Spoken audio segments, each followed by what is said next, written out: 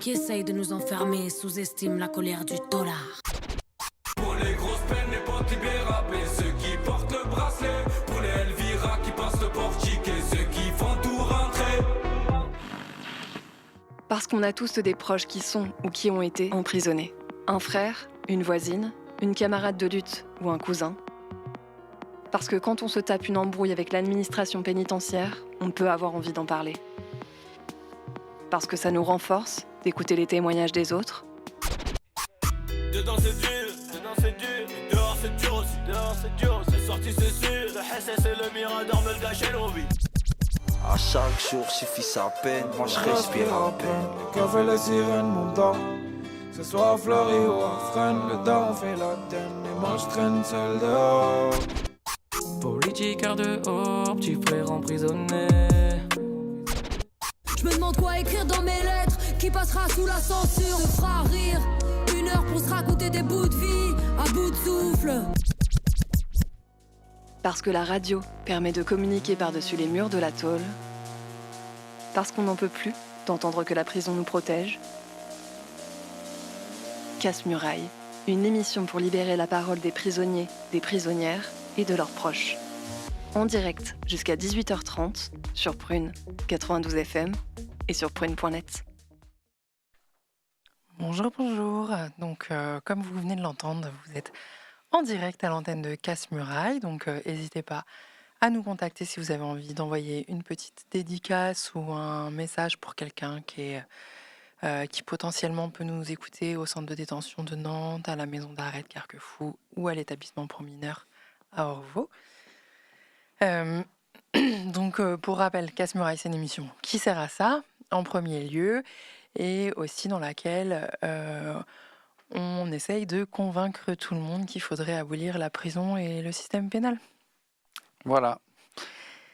Ce qui Et fait une bonne transition avec notre sujet du jour. oui, voilà, parce que donc aujourd'hui, la semaine dernière, on a suivi à Nantes une semaine de procès au palais de justice. C'était le procès de Rabah Hadjadji, qui est le CRS de la compagnie 17, qui a tué Aboubacar Fofana en juillet 2018 dans le quartier du Breil, à Nantes. Nous, pourquoi c'était important pour nous de suivre ce procès et de vous en parler dans l'émission, c'est qu'on considère d'une part que tout ça, c'est une même chaîne en fait, la prison, la police et la justice. C'est un même système qui fonctionne main dans la main, donc on a de l'intérêt à comprendre comment il fonctionne. Et puis aussi, tout simplement parce qu'on a été touchés en fait par la mort d'Aboubacar au Breil, dans notre ville. Et donc c'était important pour nous aussi de pouvoir signifier à ses proches qui étaient présents au procès qu'ils n'étaient pas tout seuls. Voilà. Bon, du coup, ça va être une émission peut-être un peu dense. Voilà, bon. On va commencer par rappeler un petit peu pour les personnes qui n'avaient pas suivi à Ouais, l'époque ce qui s'est passé. ouais, voilà. Du coup, c'est ça l'histoire.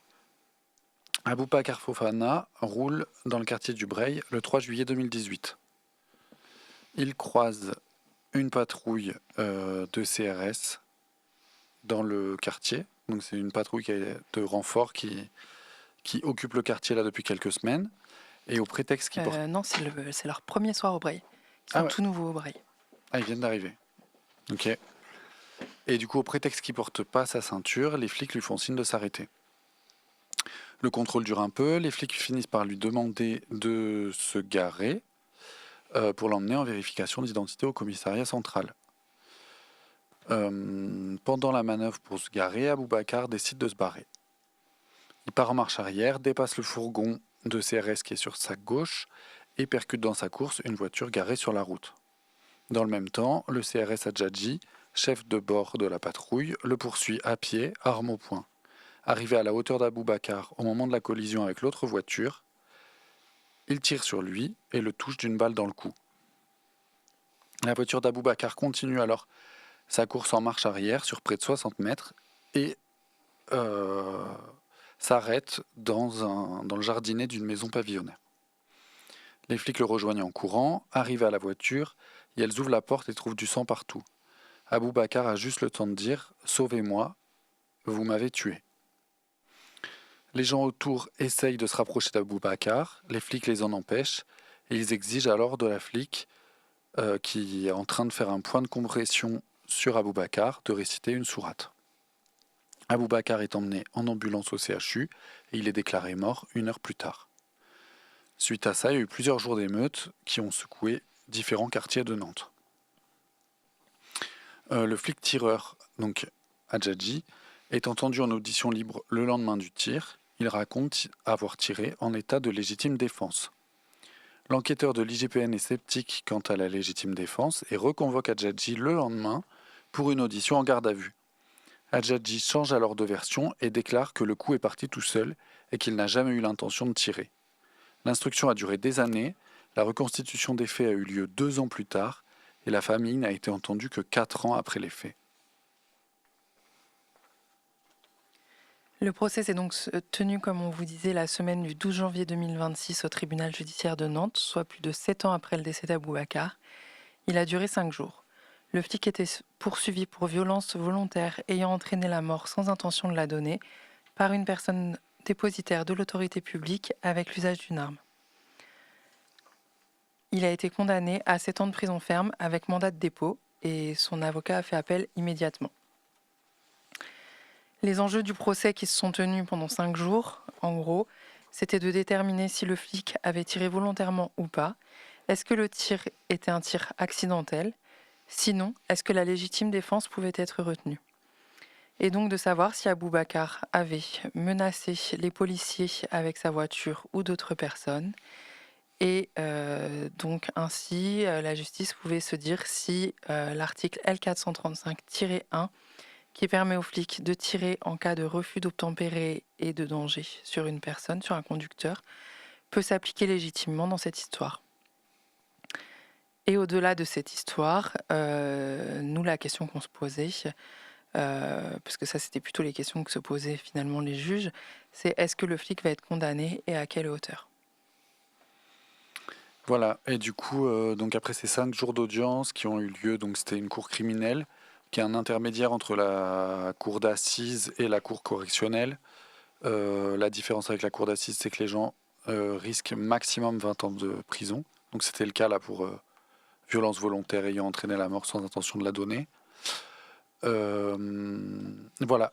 Bon, bah, le premier truc qui est quand même bizarre quand on assiste à un procès comme ça, c'est de se dire en fait il y a la vérité judiciaire qui est rabâchée à longueur de temps dans le tribunal et il y a ce que les gens ont vécu. Et en fait des fois on a vraiment du mal à savoir ce qu'il en est. Oui, c'est ça, c'est que dans les tribunaux, on n'arrivera jamais à être fidèle à nos propres vécus.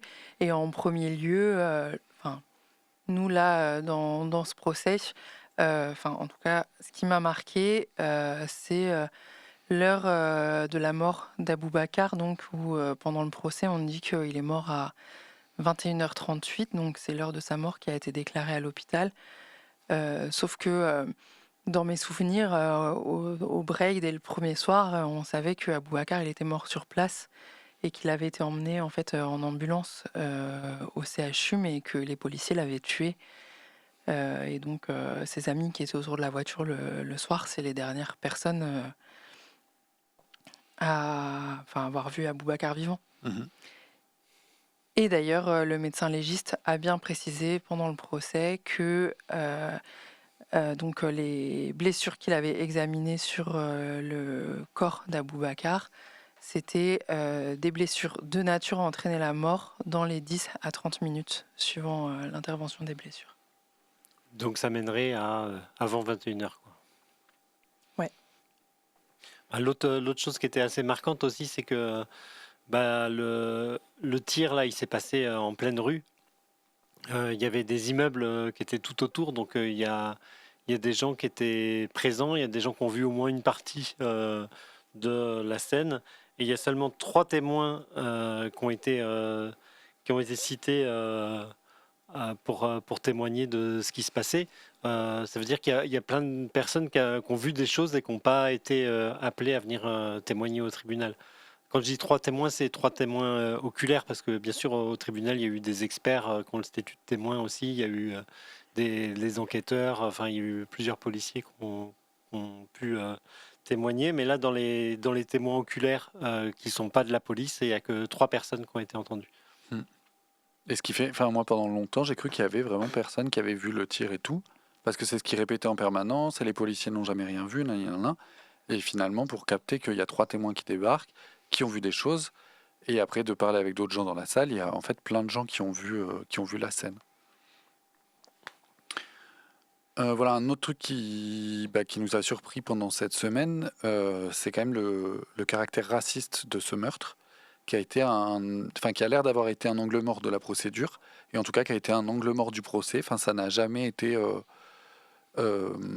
explicité que Aboubacar était un homme noir qui a été tué par un policier, et que il y a sûrement un biais raciste qui joue là-dedans.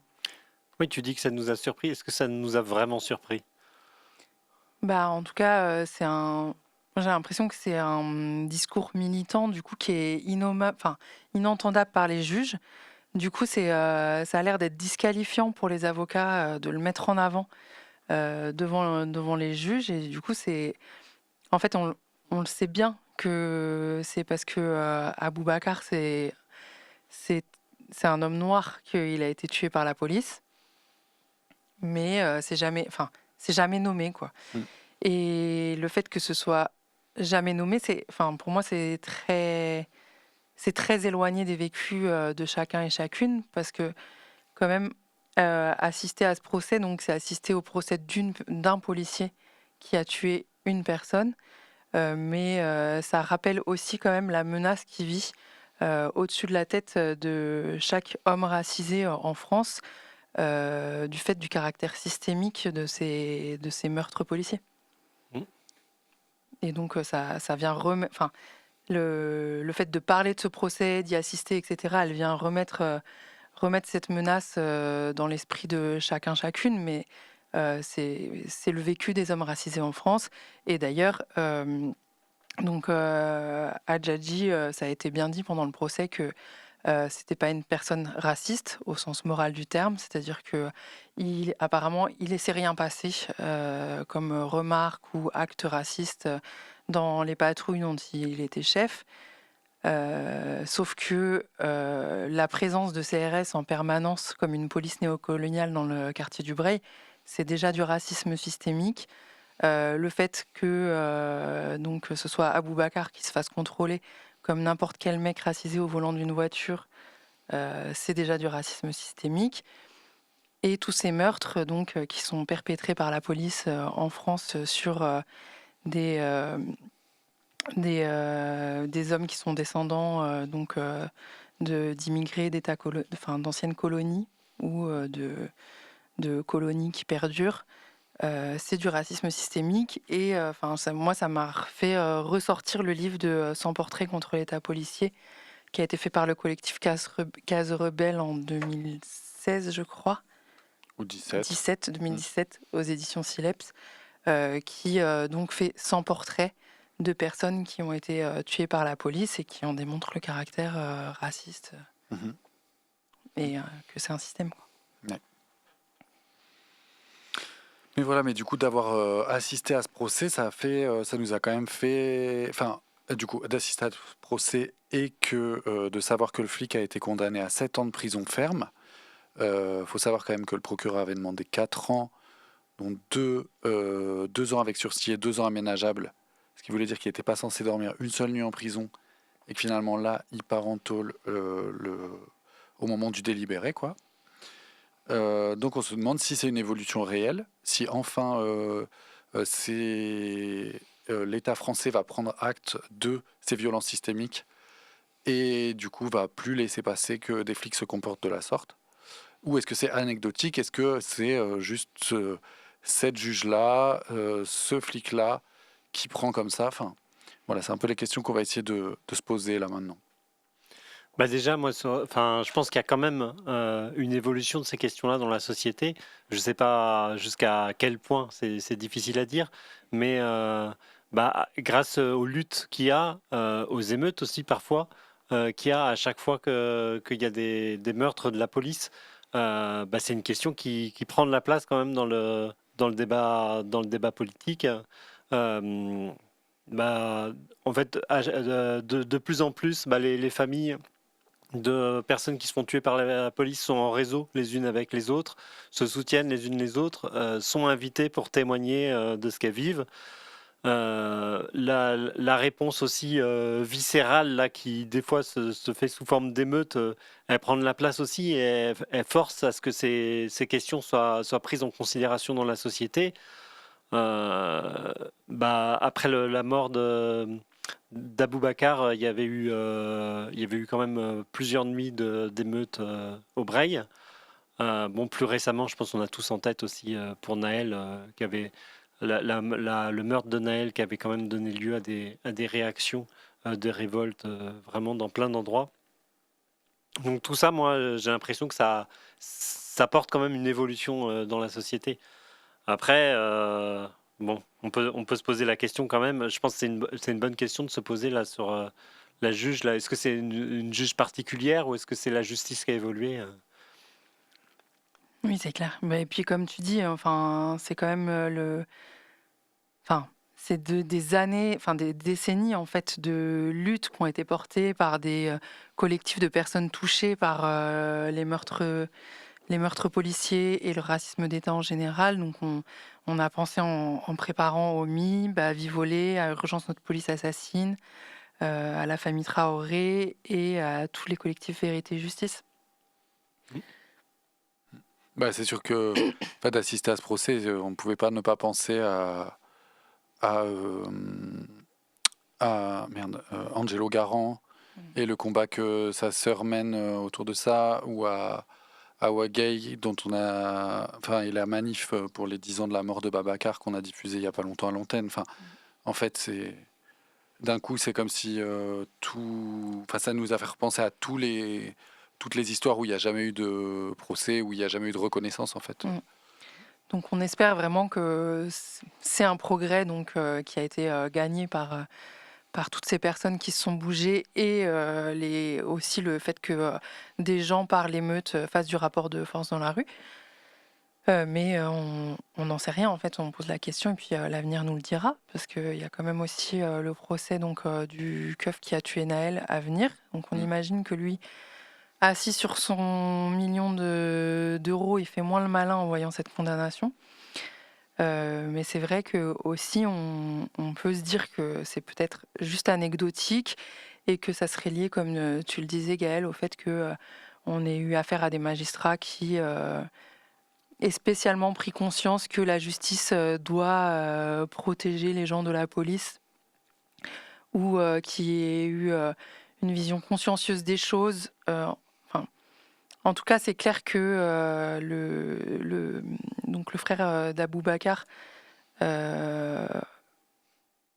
a dit devant la cour qu'il l'a remercié, qu'il avait eu l'impression d'avoir été traité correctement et que les magistrats avaient fait leur travail avec objectivité pendant toute la semaine du procès, tout en remarquant que c'était assez rare dans ce genre d'affaires.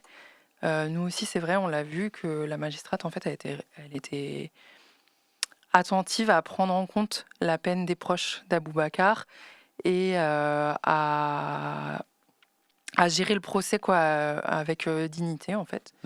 Ce qui est assez rare pour que ça nous ait tous surpris et agréablement surpris. Enfin, ça nous a rappelé quand même le procès qu'on avait suivi à La Rochelle, où 7 matons étaient jugés pour avoir tué Sambali Diabaté, où on avait accompagné Ougou Diabaté, donc la sœur de Sambali. C'était hyper dur à vivre parce que, en fait, dans ce tribunal, Oumou, elle était hyper maltraitée par les juges. On avait l'impression que c'était elle qui était sur le banc des accusés. Elle était rappelée à l'ordre vachement souvent et très méprisée en fait par les juges. Mais c'était quasiment le procès de son frère, alors que c'était lui la personne victime du procès.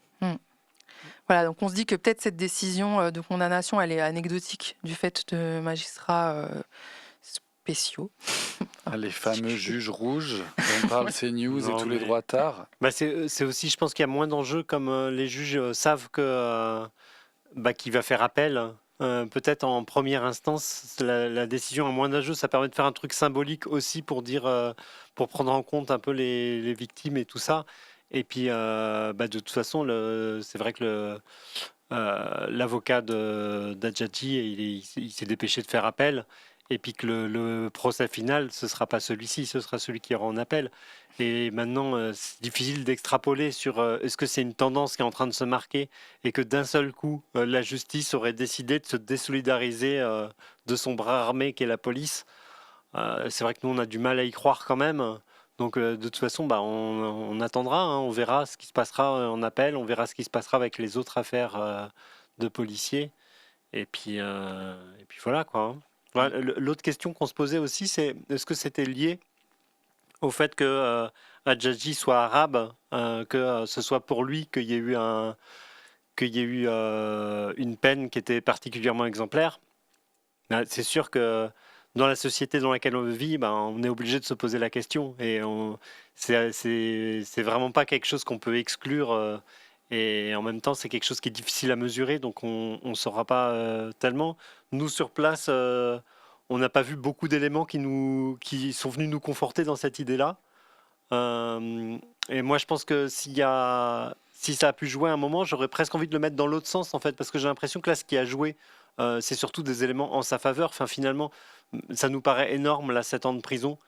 C'est énorme de prendre 7 ans de prison. Mais en fait, si ça n'avait pas été un policier, ça aurait été sans doute quand même plus que ça.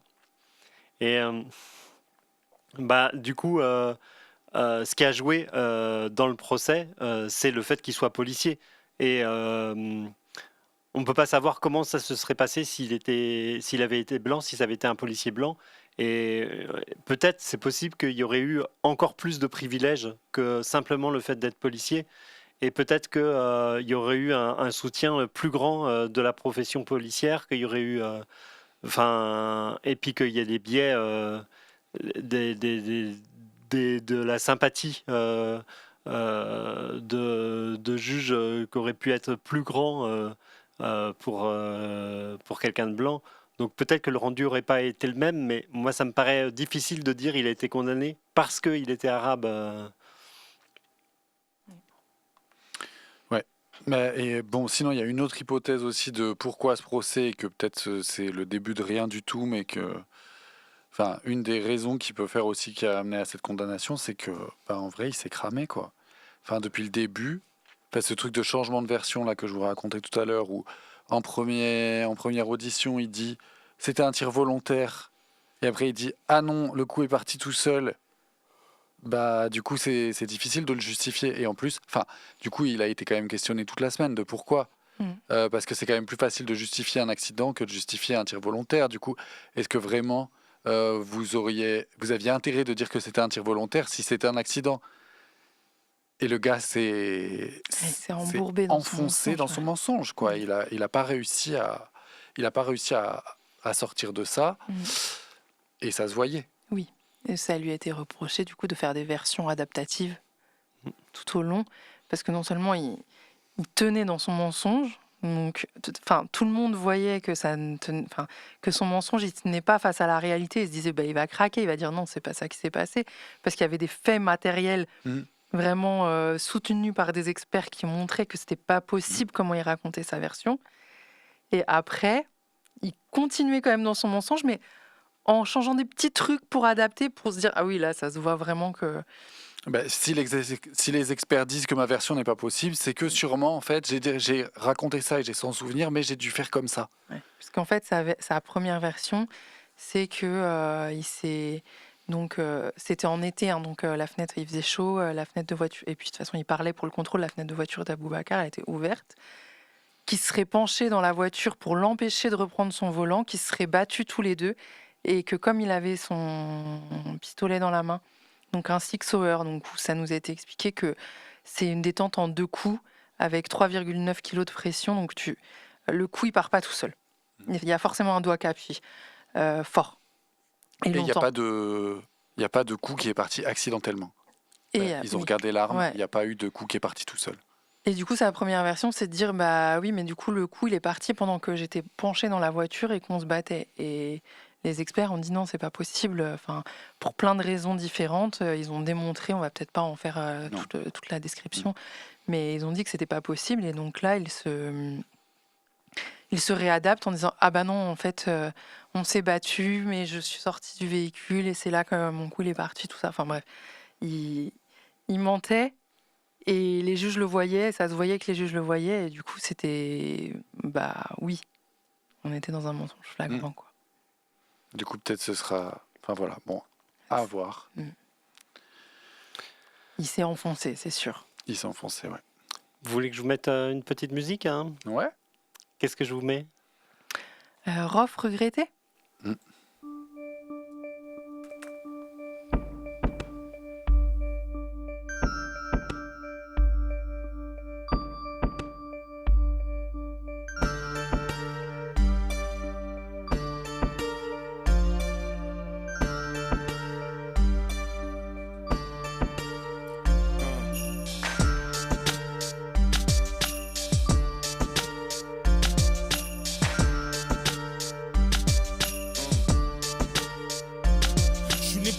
Et je repartirai poussière. Et le soleil se lèvera en même temps que la misère. Frère, t'es parti.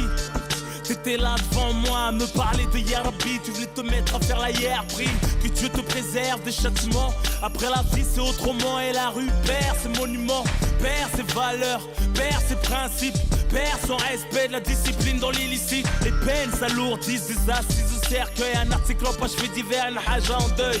Les femmes de la famille autour pour la soutenir. Du chagrin de son fils qu'elle a vu sortir pour plus jamais revenir. Parti trop tôt sans dire au revoir à la famille, au poteau. Une lumière éteinte dans le ghetto.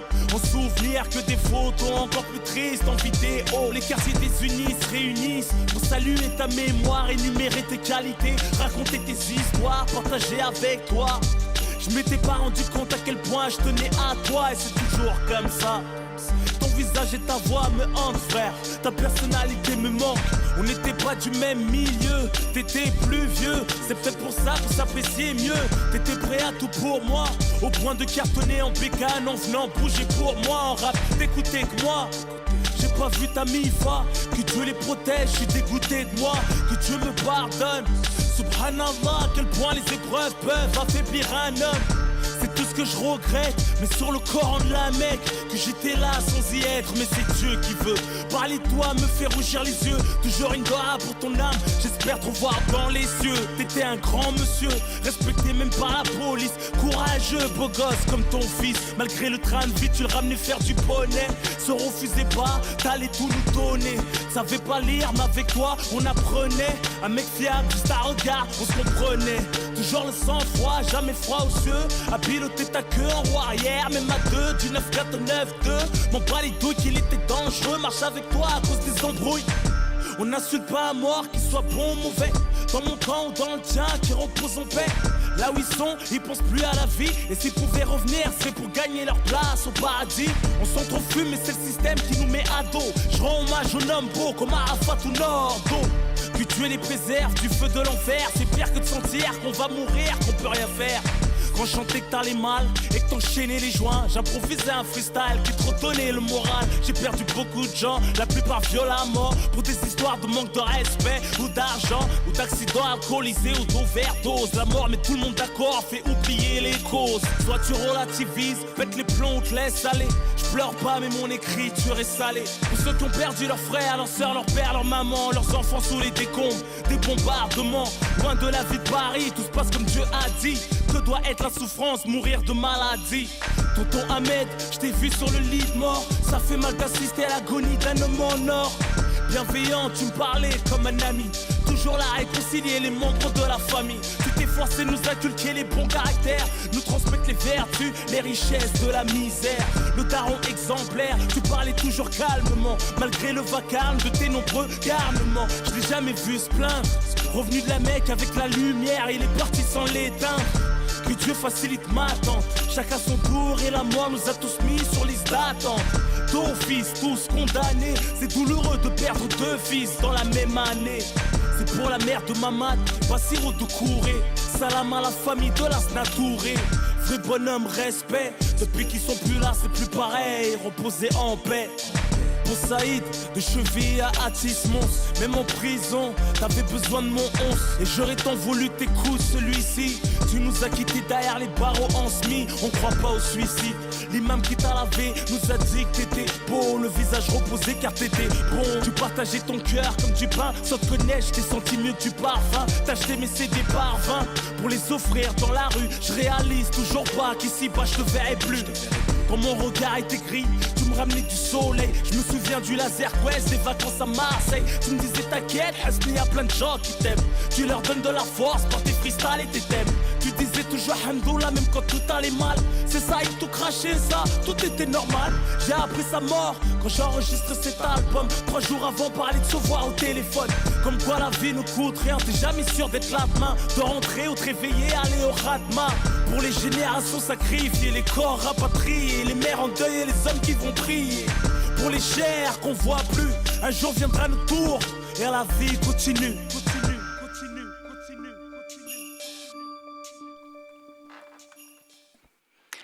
Voilà, vous êtes toujours à l'antenne de Casse-Muraille. C'était Rof Regretté, qu'on a dû chanter puisque c'est un morceau fleuve de 8 minutes 30. Et donc on va reprendre donc un peu l'analyse qu'on avait envie de partager avec vous du procès de Rabah Hadjadji, qui est le CRS qui a tué Aboubacar en 2018, Aboubacar Fofana à Nantes.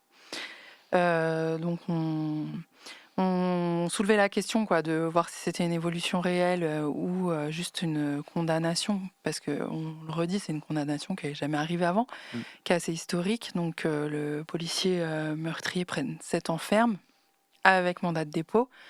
Donc, parce que s'il y a déjà eu des policiers condamnés, ça a été toujours à des peines où ils ne foutaient pas un pied en prison, avec du sursis. Et donc, malgré tout ce qu'on vient de dire, il n'en reste pas moins que dans cette affaire, la justice a continué à faire preuve de son indécence habituelle envers les familles de victimes donc, de violences d'État. Ouais, déjà, ça a commencé que le premier juge d'instruction ne voulait pas que ça débouche sur un procès, et du coup, il a saboté la procédure, il a fait traîner de ouf. Je l'avais déjà dit tout à l'heure, mais la reconstitution a eu lieu 2 ans après les faits, ce qui est quand même extrêmement long, ce qui laisse le temps aux flics de s'accorder sur une version.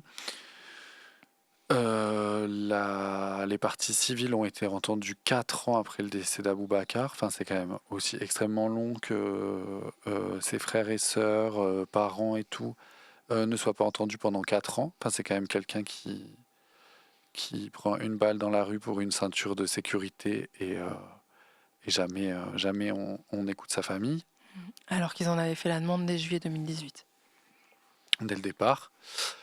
Et puis la longueur de l'instruction, quoi. Enfin, 7 ans et demi avant d'arriver à un procès, c'est quand même hyper long enfin, je veux dire, si on reprend le mythe de la justice et du procès qui permet aux gens de se réparer, de passer à autre chose, que justice soit rendue, que ci, que ça, enfin là, en fait, les gens, c'est pendant presque 8 ans à attendre que la justice soit rendue. Enfin, les avocats sont revenus là-dessus dans leur plaidoirie et tout, mais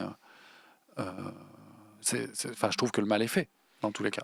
Oui, c'est ça, l'avocate Anne Bouillon, notamment de Madame Camille Fofana, qui est la maman d'Aboubacar, a vraiment insisté et appuyé sur la peine de sa mère qui n'arrivait pas à se réparer. En 8 ans, c'est super long. Enfin, c'est une famille qui met plein d'aspects de sa vie entre parenthèses. Et y a aussi eu dans les preuves d'indécence de la justice dans tout ça, il y a l'OPJ, donc un OPJ enquêteur qui au début du procès a tenté donc est revenu sur ce qu'avait déjà fait le procureur le jour même, donc le 3 juillet 2018, de la mort d'Aboubacar Fofana, qui avait tenté de le criminaliser, donc il voulait faire passer dans les médias le message que c'était un délinquant et que c'était normal qu'il se soit fait tuer, donc ce qui est absolument indécent. Et ce qui se fait à chaque fois. Enfin, dans tous ces trucs-là, même Ziad Bouna, enfin, en fait, toutes les histoires où il y a des jeunes qui se font tuer par des flics, ça commence par là, quoi. C'est toujours de la faute des jeunes qui sont déjà des voyous, qui sont ci, qui sont ça, et des fois, c'est pas du tout avéré. Ouais. Donc, d'une part, la plupart du temps, ça repose sur des mensonges qui sont appuyés par des biais racistes qui fait que tout le monde les écoute. Et d'autre part, même si c'est vrai, on ne tue pas les gens parce que c'est des délinquants ou des criminels. Donc, parce qu'ils ont un casier judiciaire, quoi. Voilà. Donc ça, c'était le discours du procureur dans les médias le soir même. Et cet OPJ donc, qui est venu témoigner, qui aurait mieux fait de rester couché ce jour-là, et Liénard, l'avocat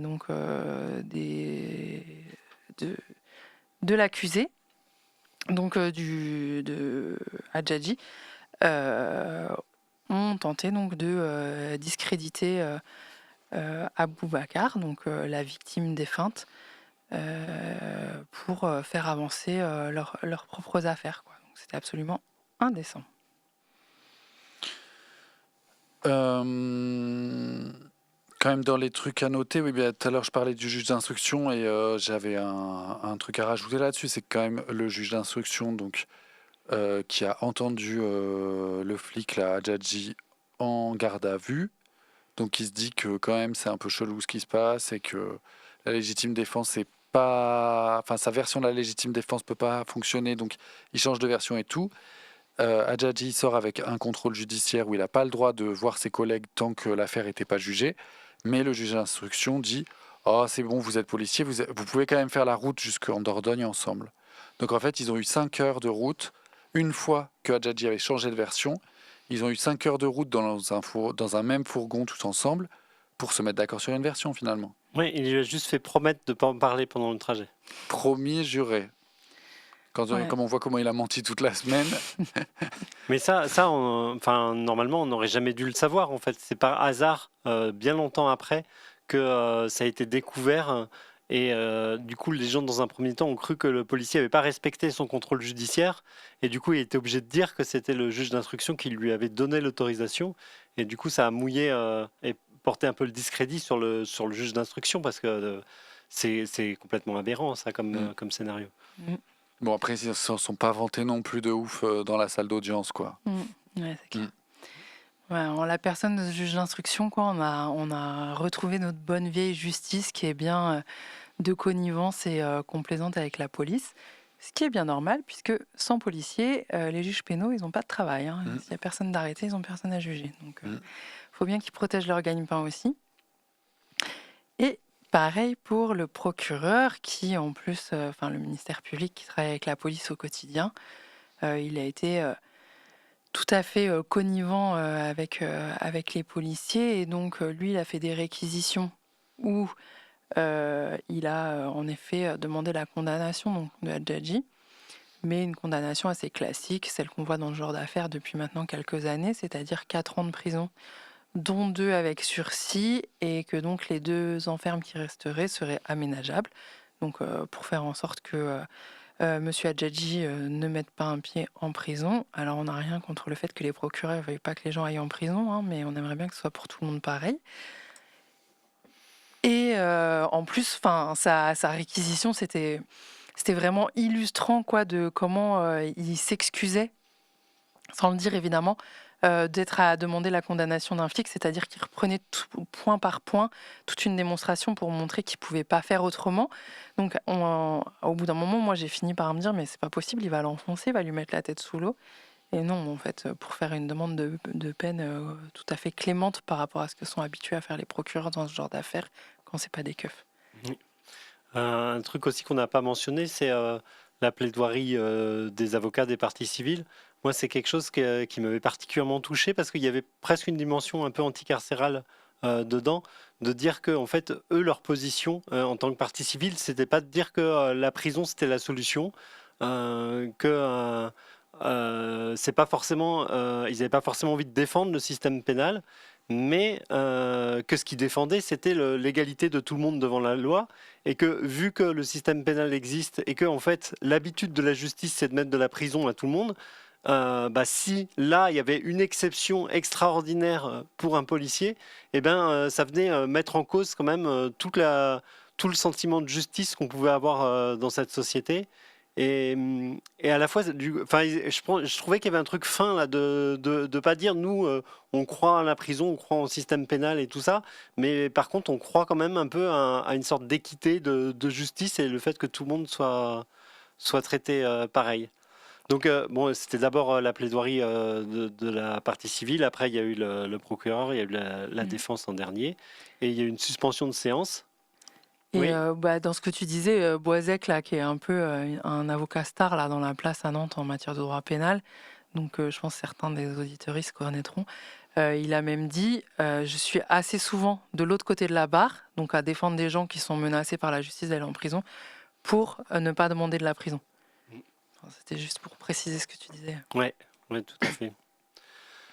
Et donc après, il y a eu la suspension de séance pour qu'il y ait les délibérations des juges. Et ça a duré un certain temps. On était obligé d'attendre un peu, donc on ne savait pas trop qu'est-ce qui allait se passer. Et quand on est rentré dans la salle, il y avait toute la CDI, la compagnie départementale d'intervention, qui a pris position dans la salle. Donc c'est des flics équipés. Je ne sais pas, ils n'avaient peut-être pas leur casque dans le tribunal. Mais ils sont avec quand même des renforts, des protège-coudes, des machins, tout ça, quoi. Et en fait, ils étaient positionnés dans la salle parce que eux-mêmes, ils connaissent pas le rendu à l'avance. Et en fait, ils sont obligés de prévoir toutes les situations. Et du coup, pour moi, c'est ça, c'est qu'ils ont anticipé la possibilité que le juge, que le policier ne puisse ne pas être condamné. Et qu'ils étaient prêts à intervenir et à taper ou je sais pas quoi, contenir la salle et empêcher toute expression de mécontentement, empêcher les gens de huer. Alors ils n'ont pas eu l'occasion de faire ça parce que le verdict ça a quand même plutôt étonné un peu les gens. Là, on a pu voir d'ailleurs les policiers, c'était les premiers étonnés et quelque part ils en menaient pas large quand même. Ouais, c'est clair. Enfin, franchement, au début, c'était hyper énervant de les voir parce que dans quel procès les proches de la personne qui est morte sont traités comme après une menace pour l'ordre public dans la salle du procès, quoi. Enfin, et ils étaient nombreux, mais c'était tellement savoureux de voir leur gueule au moment où la juge a annoncé 7 ans et on attendait tous à ce qu'elle prononce un sursis avec et que le sursis est jamais venu. Et quand elle a dit avec mandat de dépôt, mais ils étaient déconfits, ils ont pris 5 ans sur la gueule d'un coup. Et ouais, ça faisait un peu de bien. Bon, on rappelle quand même que 7 ans pour les faits qui sont là, qui n'ont même pas été qualifiés d'homicide volontaire. Si ça n'avait pas été un policier, en fait, c'est sûr que ça aurait été mis comme un homicide volontaire et que la peine aurait été beaucoup plus forte. Donc c'est exceptionnel parce qu'on a l'habitude que les policiers soient en impunité totale. Et là, on se rend compte que c'est de l'impunité seulement partielle. Bon, non, quand même 7 ans, il ne faut pas négliger, hein, c'est beaucoup, mais c'est sans doute moins que ce que d'autres gens auraient pris s'ils n'avaient pas été policiers. Oui, pour le dire autrement, si on revient sur les réquisitions du procureur, pour des faits similaires, quelqu'un qui porte pas l'uniforme et qui n'est pas mouillé dans l'appareil d'État, c'est sûr que lui, il passe plusieurs années en prison. Déjà, il passe aux assiettes avant, et après, oui. Après, je ne sais pas comment on peut le comparer, parce que je pense qu'il y a d'autres catégories de gens qui ne sont pas policiers, mais par exemple, il y a eu des histoires de commerçants qui tiraient au fusil sur des cambrioleurs ou des choses comme ça, et les gens, ils ont peut-être d'autres morceaux d'immunité dans des choses comme ça aussi. Mais bon, quelqu'un qui tire avec une arme à feu dans des parties létales, en principe, on ne se dit pas qu'il n'avait pas l'intention de donner la mort. Surtout quand il est entraîné au tir 3 fois par an. Oui. Il y a les Caldoches en Calédonie aussi qui passent à travers, qui ont tué plein de gens pendant la vague de révolte en 2024. Il y a eu une dizaine de morts comme ça et personne n'est passé en procès.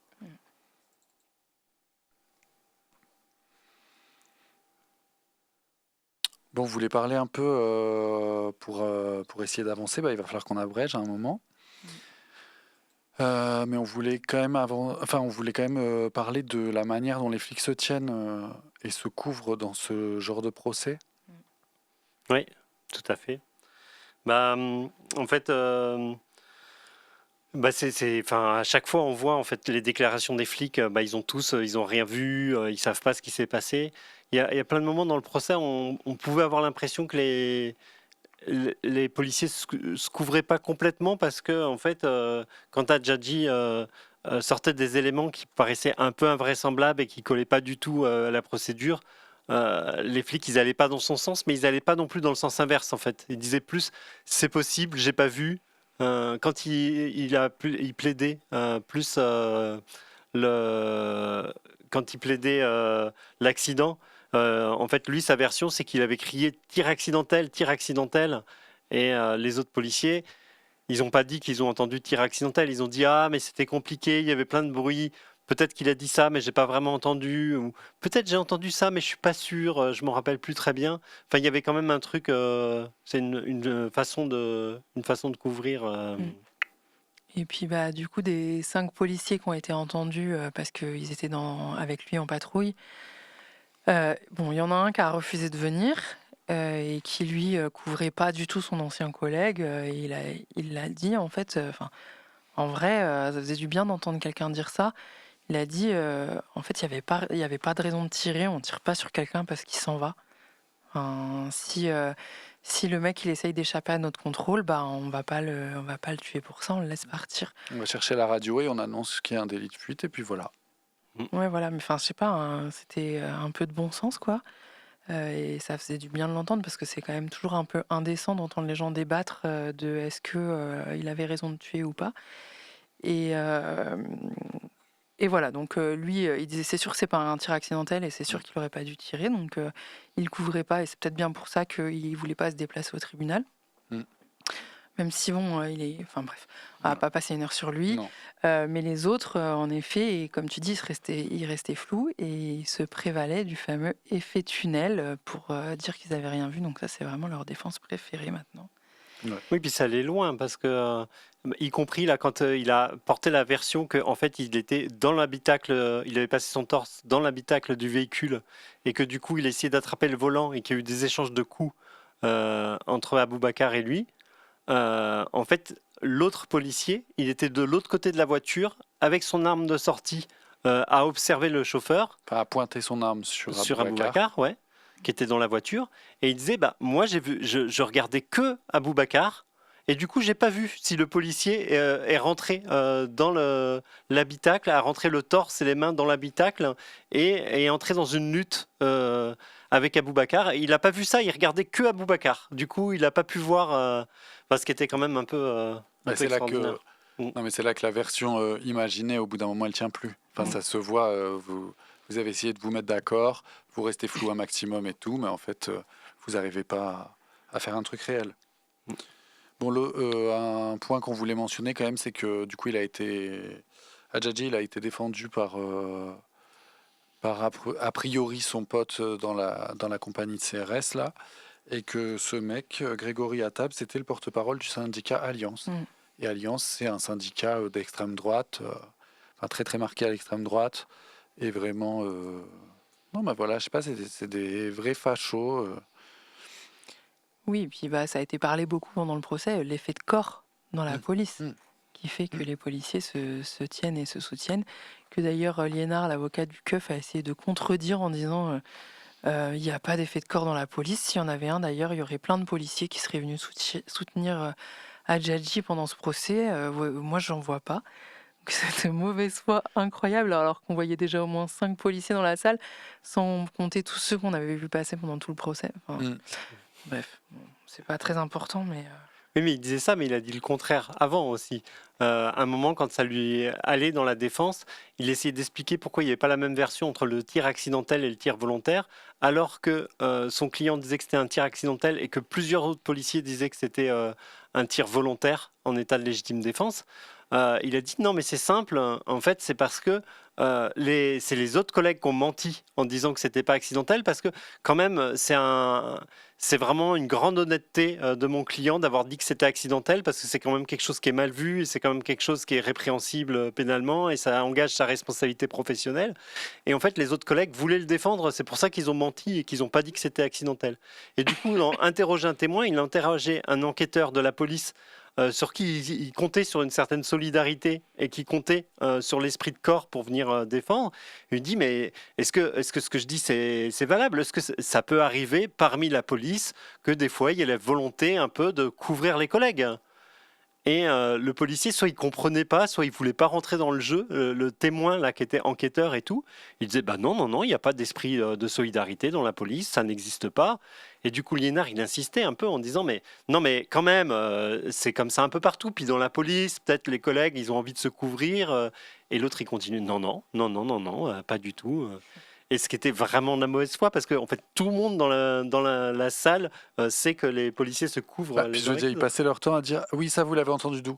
Oh, ça doit être Radio Police, vous savez, il y a beaucoup de choses qui se parlent hein, dans le truc et tout. Du coup, ce qu'ils n'arrivaient pas à justifier, ils disaient oui, c'est des bruits de couloir qu'on entend tout le temps, mais du coup, c'est que c'est vrai.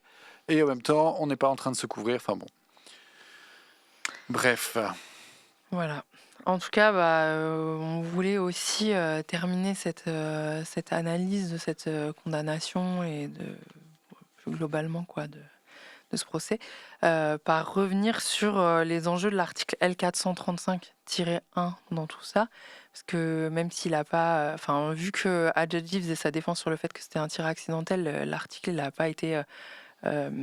utilisé ou débattu Pas beaucoup, juste à la fin. Mais en tout cas, c'est clair qu'au début, sa première version, elle s'appuie sur le fait de se dire que grâce à cet article, il va avoir une excuse de la loi pour avoir tiré. Et c'est pour ça aussi que tous les policiers vont dans ce sens. C'est parce que c'est ce qui permet aux policiers de s'en sortir. Et parce qu'au-delà de la légitime défense qui est dans le code pénal, l'article L435-1 du code de la sécurité intérieure qui a été créé en 2017, il autorise les policiers à tirer sur une voiture, à tirer en cas de refus d'obtempérer s'ils estiment qu'il y a une possibilité de mise en danger d'eux-mêmes ou d'autrui dans ce refus d'obtempérer, ce qui est hyper large. Et du coup, il y a beaucoup de militantes qui disent que c'est un permis de tuer, qu'il faut abolir cette disposition de loi. Et on le voit bien, c'est clair que cet article de loi, c'est pas lui qui fait que les policiers tuent, ça a toujours existé, mais ça les met en confiance. Et depuis que la loi est passée, depuis 2017, il y a eu une recrudescence de meurtres policiers dans ce cadre-là. Ouais. Et de justification aussi légale de meurtres policiers dans ce cadre-là.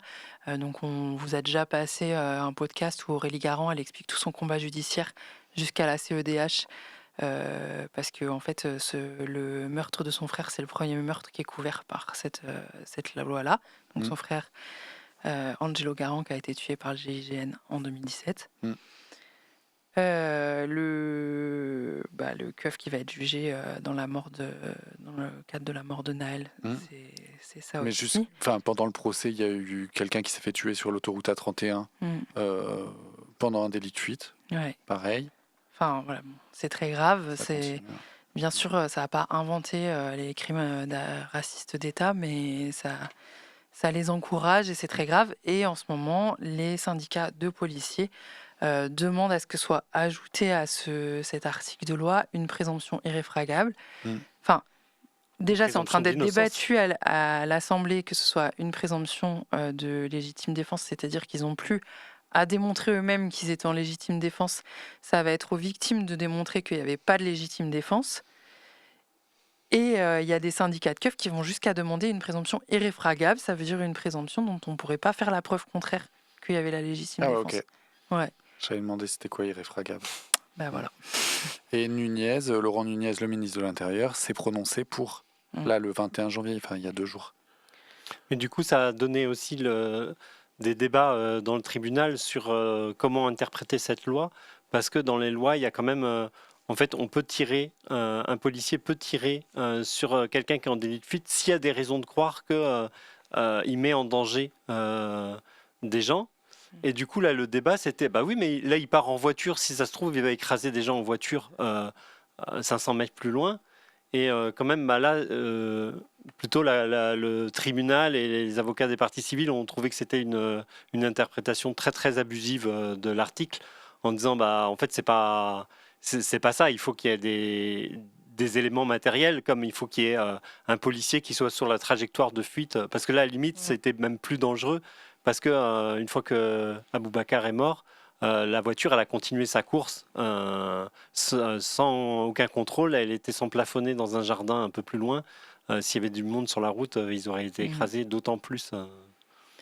Ouais, voilà. Enfin bon, du coup, on vous invite à suivre les débats sur cet article parce que, on parle un peu froidement d'articles de loi, mais en vrai, c'est super grave et c'est des histoires dramatiques après de personnes qui sont tuées et de familles qui doivent se battre pour obtenir la justice. Et voilà, c'est super triste. Donc, Et on arrive à la fin de cette émission. Ouais. Merci de nous avoir écoutés jusqu'au bout. Carrément, peut-être on va rappeler les contacts et puis on se quittera en musique après. Du coup, vous pouvez nous appeler au 07 82 98 43 59. Vous pouvez nous contacter sur les réseaux si vous en avez les moyens. Et sinon, vous pouvez nous écrire à Casse-Muraille chez B17, 17 rue Paul Bellamy, 44 000 Nantes. Tout à fait, au revoir. Et la semaine prochaine, on a une émission déjà enregistrée que vous pourrez écouter à la même heure. Et là, on va finir le morceau de Rof, Regretter. Regretter, donc un morceau sur la mémoire des personnes disparues. Donc on pense bien à Aboubacar Fofana. Casse-Muraille, une émission pour libérer la parole des prisonniers, des prisonnières et de leurs proches.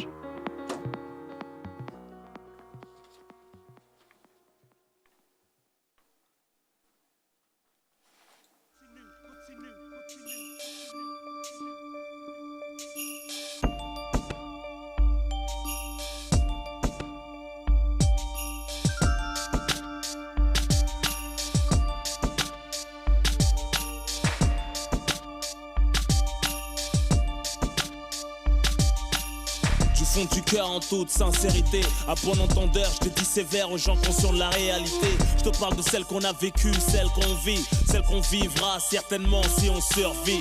À Mamadou, la goutte d'or, 18e frère, la Rahmou. À Kimbaku, choisi, tu nous manques frère, la Rahmou. Zahir, Djala Koulibaly, de Reims, vous nous manquez les frères, la Rahmou. Karim Zerouali, à Madame Diakité, à tous les êtres chers qu'on a perdus. La liste est longue, que ce soit de la famille, les amis, même les ennemis.